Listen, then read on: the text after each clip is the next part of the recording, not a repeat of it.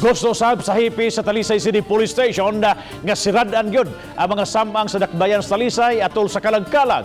Si Chona Carrion sa report.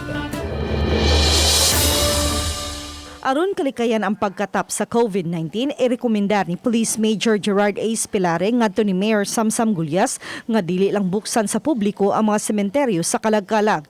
Kay dili gyud malikayan nga magsikit-sikit ang mga tawo nga mobisita aron managkot.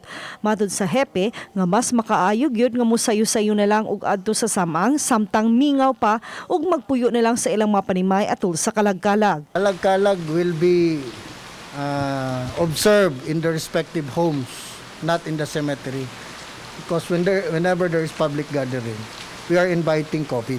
Samtang mag-agad lang si Police Colonel Aladin Culiado, ang Cebu Provincial Police Director, sa unsa may masabutan unya sa Interagency Task Force alang sa mga lungsod ug dakbayan sa probinsya sa Sugbo. In our position, meron tayong IATF that will give us the advice kung whether continue or not to continue. Uban ni Renante Quiñones, Chona Carrion, Balitang Bisdak.